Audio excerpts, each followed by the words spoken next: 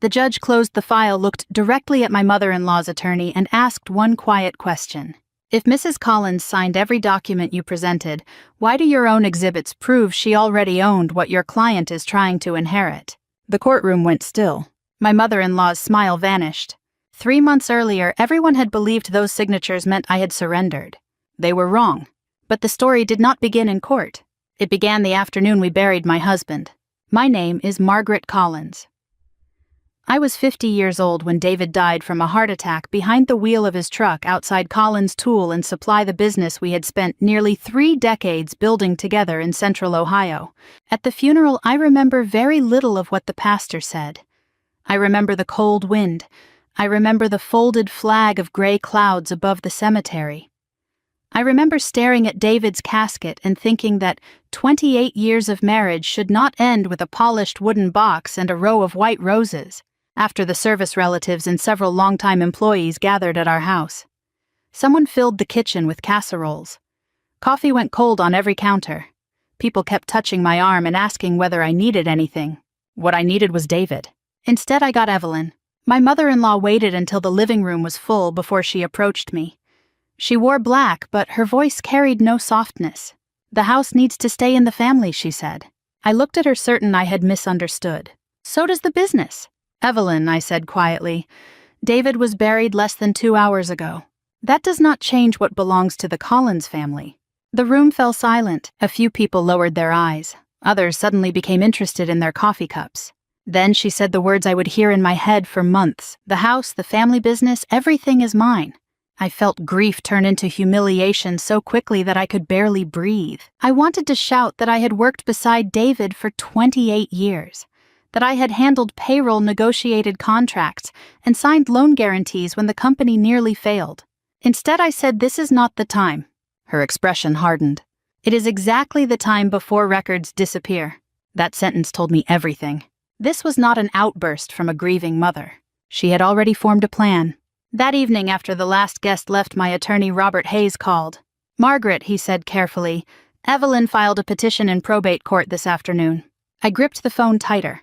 "What is she claiming?" He hesitated. "That you never owned any part of the company at all. Robert asked me to come to his office first thing the next morning." "I'd rather explain this in person," he said. When I arrived, he already had a stack of court filings spread across the conference table. Robert had handled legal work for David and our company for years. He wasn't easily rattled. That morning he looked worried. He slid the petition toward me. "Evelyn isn't contesting David's will." I frowned. "Then what's she doing?" "She's attacking something much bigger." He pointed to one paragraph. "Her attorney is asking the probate court to declare that you never had a legitimate ownership interest in Collins Tool and Supply." I read the sentence twice, then a third time. "I've been helping run that company for 28 years. "I know. I signed payroll." "I know. I negotiated supplier contracts." "I know. I personally guaranteed one of our largest bank loans." Robert nodded. "And none of those facts automatically make someone an owner under corporate law." For the first time, I felt something colder than grief. Fear. Real fear. What happens if they win? You could lose voting control of the company. And the house? That's a separate issue. He paused before continuing. "But if ownership becomes uncertain, banks, vendors, even customers may begin questioning the company's stability." That frightened me more than losing money. Nearly 40 families depended on Collins Tool and Supply for their livelihood. After leaving Robert's office, I drove straight to the company. The employees tried to act normal. No one asked about the lawsuit. No one mentioned Evelyn. But I noticed conversations stopping when I walked past. Rumors travel faster than invoices in a small town. I went into David's office. Nothing had changed. His reading glasses still rested beside the keyboard. His coffee mug still sat on the corner of the desk with the faded words, "World's okayest, boss." I smiled despite myself. Then I opened the filing cabinet. David had always been obsessive about records. Every corporate document was dated. Every annual report was labeled. Every shareholder meeting had its own binder. He used colored tabs that only the two of us understood. Blue for taxes, green for banking, red for corporate governance. I pulled out the red binders. For hours I compared meeting minutes, shareholder reports, operating agreements, and state filings. None of them contained a dramatic secret. No hidden letter. No surprise will. Just ordinary business records. But ordinary records tell extraordinary stories if you read them carefully. Late that afternoon, one sentence in an old shareholder resolution caught my attention. It wasn't highlighted. It wasn't even important by itself, but it didn't match the argument Evelyn's attorney had made in court. I read it again. Then I pulled another binder. And another. For the first time, I wasn't looking at isolated documents anymore. I was seeing a pattern someone else had completely overlooked. The next morning, I drove to Dayton to meet the retired accountant who had worked with David for more than 20 years. His name was Harold Bennett. He was 78 now, long retired, and spent most mornings volunteering at his church before opening his small tax office for longtime friends who still asked for advice. He greeted me with genuine sadness. "I wish we were meeting under different circumstances, Margaret." "So do I." He motioned toward a chair. Robert had already called him. He knew about Evelyn's lawsuit. "I was hoping," I admitted, "that you could explain something." I slid several photocopies across his desk.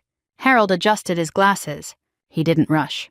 He read every page the way only an accountant can, carefully line by line, checking dates before words. Finally, he looked up. "I can't tell you how to win your lawsuit." "I didn't ask you to." He smiled. "Good. What I can do is explain why these documents exist." For nearly an hour, he walked me through the company's history. When Collins Tool and Supply expanded 21 years earlier, the bank had required additional personal guarantees before approving a large commercial loan. David had signed. So had I. The company had also been reorganized from a closely held family operation into a formal corporation. "It wasn't unusual," Harold explained. "Most growing businesses eventually have to do it." "So why does Evelyn's attorney keep talking about inheritance?" "Because inheritance and corporate ownership aren't always the same thing." That sentence stayed with me. Before leaving, I asked the question that had been bothering me since David's funeral. "Did David ever tell you he expected something like this?" Harold shook his head. "No, he believed people would do the right thing." He paused. "But he also believed records should be accurate." That wasn't an answer. It was a lesson. On the drive home, I stopped at a diner just outside Springfield. I spread copies of the documents across my table beside a cup of coffee that slowly went cold. For the next 3 hours, I built a timeline. Loan documents, annual shareholder meetings, corporate amendments, state filings, bank correspondence. Individually, none of them defeated Evelyn's claim. Together, they told a very different story. Then something finally clicked. Evelyn's attorney wasn't lying. He was making one legal argument while unknowingly accepting another. If he continued down that path, he would eventually trap himself. My heart started pounding. I grabbed a yellow legal pad and began writing. Not arguments. Questions. If he claimed A, then he also had to admit B. If he admitted B, then C automatically followed under Ohio corporate law. For the first time since David died, I felt something stronger than grief. Hope. The next afternoon, Robert called. "I just received another settlement proposal. I'll be there in an hour." When I arrived, he slid the packet across his desk without saying a word. After reading the first page, I understood exactly what Evelyn's attorney wanted me to do. Robert looked me straight in the eye. "Margaret, whatever happens, don't sign." Robert waited while I silently turned the pages. The proposal was surprisingly simple. Evelyn's attorney wanted me to acknowledge 3 things. First, that David had always been the principal owner of Collins Tool and Supply. Second, that Evelyn, as his sole surviving parent, had a legitimate interest in challenging how the estate would be distributed. Third, that there were no factual disputes regarding the company's historical records. Robert folded his arms. "None of those statements transfers ownership by themselves." "I know, but together they strengthen her case." "I know." He leaned forward. "So why are you smiling?" Because for the first time I understood exactly what Evelyn's attorney was trying to prove. And more importantly, what he wasn't. He had built his entire strategy around inheritance law. Every document assumed the company would be treated as though David had personally owned every interest until the day he died. But every corporate record I had spent days studying told a different story. Not a hidden story. Not a secret. A public one. Filed. Recorded. Available to anyone willing to read it carefully. Robert interrupted my thoughts. "Margaret, if you sign this, opposing counsel will argue that you've admitted every important fact." "Exactly." He blinked. "I'm sorry." "I want him to." He stared at me as if I'd spoken another language. I pulled my yellow legal pad from my purse. Across 3 pages, I'd written nothing but questions. If they admit this annual report is authentic, I pointed to the first line. Then they also admit this shareholder resolution. Robert nodded cautiously. And if they admit both? They can't later argue those records don't matter. His eyes narrowed. I continued. They're asking me to admit facts that are already true. But those facts don't prove their legal conclusion. Silence. Robert picked up the operating agreement. Then the shareholder report. Then the settlement proposal. For nearly 5 minutes he said nothing. Finally he looked up. My God. He had seen it. The facts help you. Yes. The law helps you. I think so. And if their attorney locks himself into these facts, he can't suddenly change theories in court. Robert slowly leaned back in his chair. I spent 33 years telling clients never to sign anything. A small smile crossed his face. This may be the first time I've wanted one to. He still hesitated. This is risky. I know. If we're wrong, I lose everything. He looked out the window for several moments before sliding the papers back toward me. I can't recommend this. I wouldn't ask you to. But if this is truly your decision, it is. He handed me his pen. My hand trembled. Not because I doubted my strategy, because I knew what everyone else would think after this. One signature, then another. Page after page. When I finished, Robert quietly gathered the documents. I hope, he said softly, that one day I'll understand why you were willing to look defeated. I looked at David's old wedding ring, which I still wore on a chain around my neck. I don't need to look like I'm winning. I only need the law to be right. By the end of the week, everyone seemed to know I had signed the settlement documents. No one knew what they actually said. That didn't matter. Rumors have a way of filling in the blanks. One employee quietly asked whether he should start looking for another job. Another wondered if the company was about to be sold. Suppliers who had done business with us for years suddenly wanted shorter payment terms. Even our bank postponed renewing the company's operating line of credit until the ownership dispute was resolved.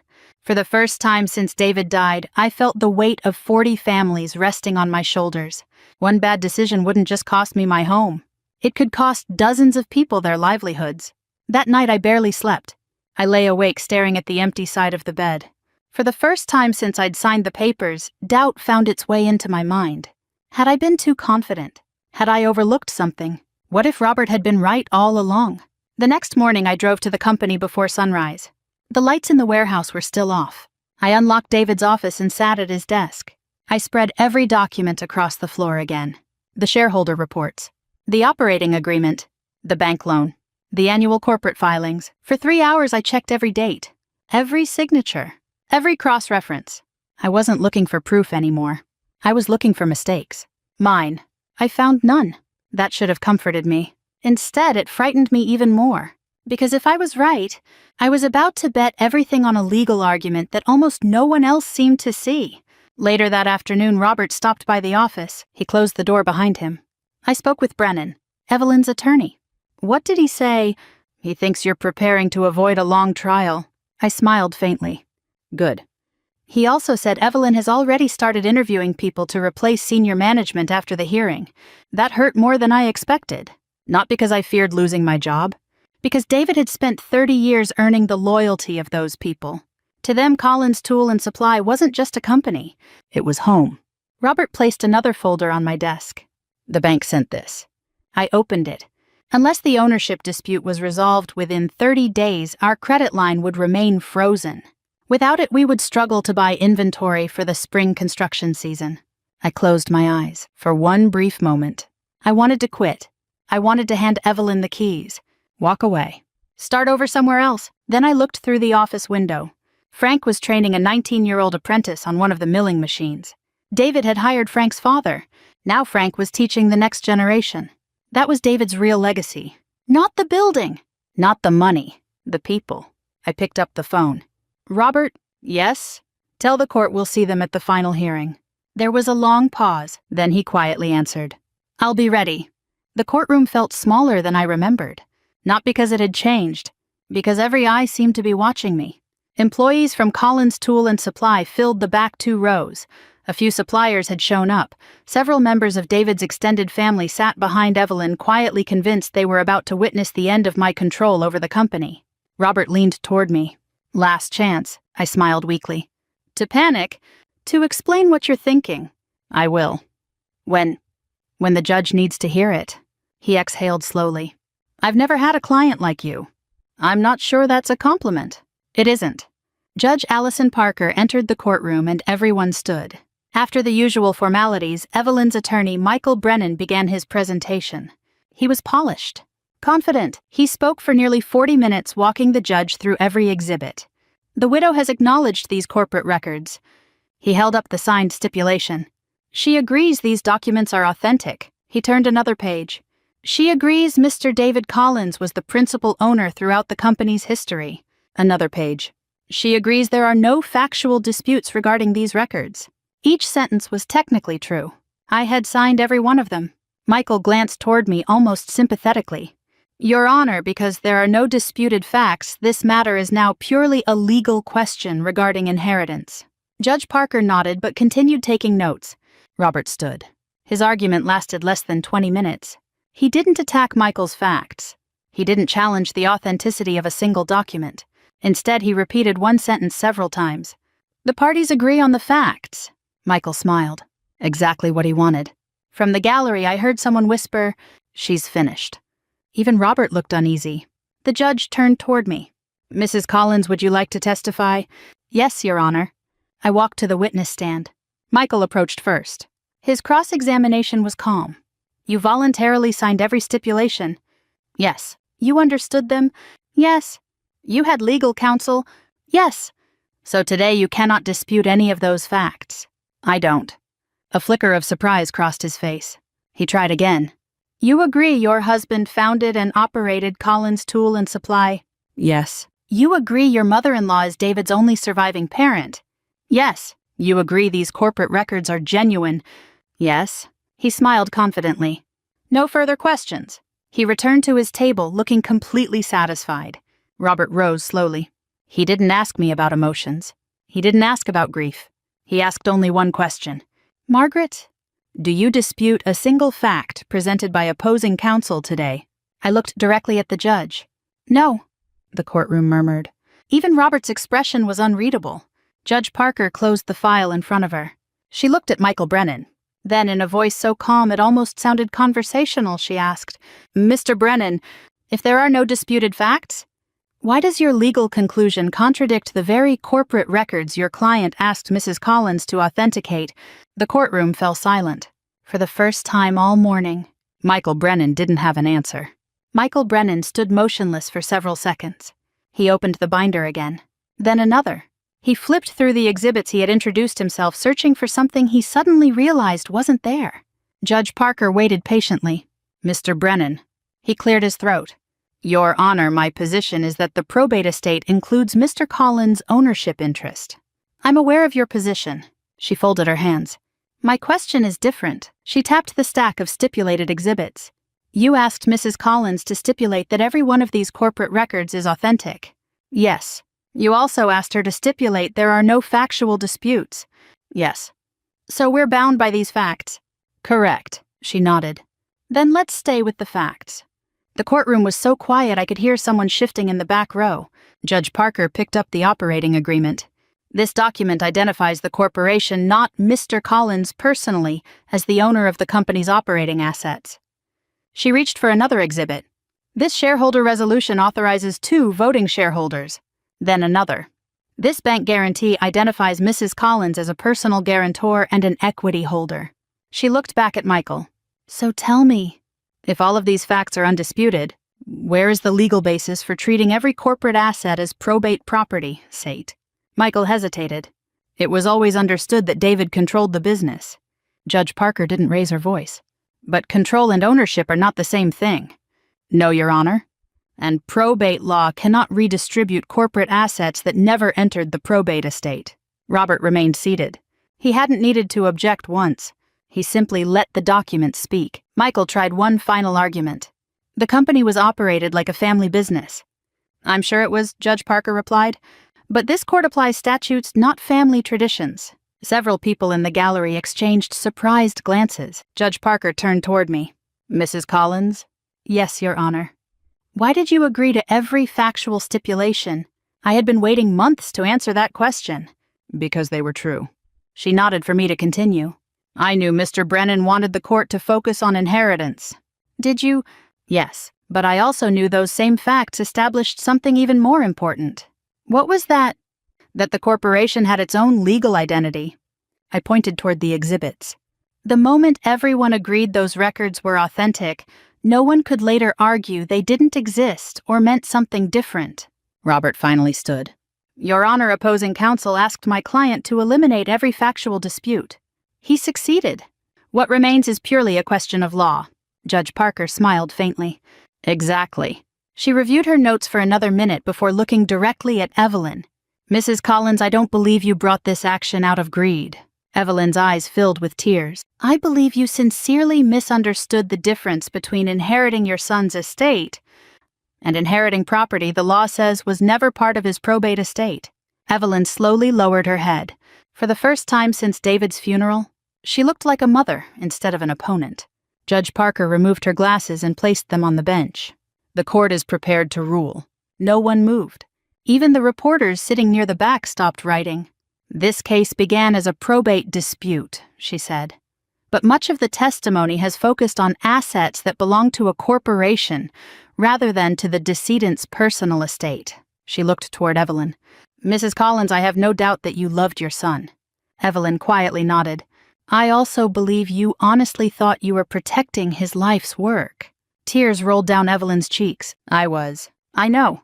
The judge's voice remained gentle. But good intentions cannot change the law.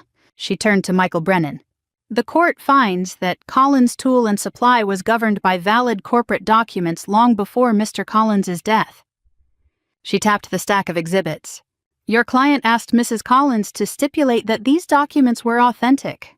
She did. Those stipulations established the factual foundation of this case. Michael lowered his eyes. The legal conclusion advanced by the petitioner is inconsistent with those undisputed facts. She signed the order. The petition is denied. A quiet murmur spread across the courtroom. No one cheered. This wasn't that kind of victory. Judge Parker continued. The surviving spouse retains her ownership interests exactly as established under the corporation's governing documents. Then she paused. I have one final observation. Everyone looked up. I've presided over probate cases for nearly 20 years. I've learned that families rarely come to court because they hate each other. They come because grief convinces them that fear is the same thing as truth. The room remained silent. Judge Parker looked directly at Evelyn. I hope today's decision allows this family to begin grieving instead of litigating. The hearing was over. People slowly began gathering their papers. Employees shook Robert's hand. Frank gave me a quiet nod from across the room. I thanked the judge before turning toward the exit. Margaret. I recognized Evelyn's voice immediately. She was still sitting where she'd been throughout the hearing. She looked exhausted, not defeated, simply tired. I know you probably don't want to speak to me. I hesitated. Part of me wanted to keep walking. Another part remembered the woman who had lost her only child. I'll listen. She stood slowly. I spent months convincing myself you were trying to take David away from me. I wasn't. I know that now. Her voice trembled. I just didn't know who I was without him. For the first time I saw not the woman who had sued me, but a 76-year-old mother who had buried her husband years earlier and had now buried her only son. She looked so incredibly alone. Would you have coffee with me? She asked quietly. Just once. I looked at Robert. He smiled. I think, he said softly, your husband would have liked that. I turned back to Evelyn. Yes, I think he would have. I met Evelyn at the same little diner where David and I used to stop every Friday after visiting suppliers.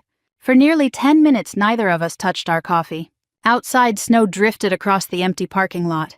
Inside, the waitress quietly refilled our cups without interrupting. Finally, Evelyn spoke. I've been rehearsing what I wanted to say. She gave a sad smile. Now I can't remember any of it. You don't have to. She looked down at her hands. When David's father died, I thought I had to become strong. I know. I handled every bill, every decision, every problem. She sighed. When David died, I convinced myself I had to protect everything his father and he had built. I nodded, but somewhere along the way, I started believing protecting it meant taking control of it. For the first time, there were no lawyers, no court filings, no arguments, just two women who loved the same man. I should have talked to you, she whispered. I should have asked questions instead of making accusations. I smiled gently. And I should have told you years ago how much David relied on me. She looked surprised. I honestly didn't know. I know. David had never cared who received credit. If a customer complimented the company, he'd simply say, "We're lucky." He never corrected people when they assumed he made every important decision himself. That wasn't pride. It was just who he was. I've been thinking, I said. The company doesn't need another manager. It needs someone who remembers where it came from. Evelyn frowned. What do you mean? I'd like you to help preserve the company's history. She blinked. The photographs. The old employee records. Your husband's journals. David's father's tools. They're part of this business. So are you. Tears filled her eyes again. You'd trust me after everything. I trust David, and he loved both of us. Several months later, Collins Tool and Supply held its annual employee picnic. For the first time in years, 3 generations of Collins family photographs were displayed in the lobby. Evelyn spent weeks labeling every picture. She laughed with employees she'd known for decades. Nobody talked about the lawsuit anymore. Instead, they talked about David. Frank's grandson proudly became the first recipient of the Collins Skilled Trades Scholarship. When he accepted the award, Evelyn quietly squeezed my hand. I almost destroyed all of this. No, I whispered. Grief almost did.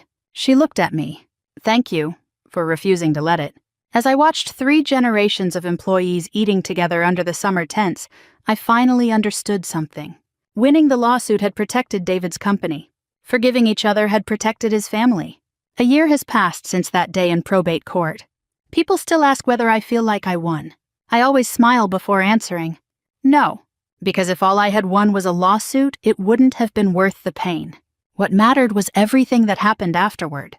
Collins Tool and Supply is stronger today than it has been in years. Not because I run it alone, because the people David believed in never gave up on it. The apprenticeship program we started now welcomes young men and women who want to learn skilled trades instead of taking on crushing college debt. Every time I walk through the shop and see an experienced machinist teaching an 18-year-old apprentice, I think of David. He always believed that knowledge wasn't something you kept. It was something you passed on. The Collins Skilled Trades Scholarship has also grown beyond anything Evelyn or I imagined.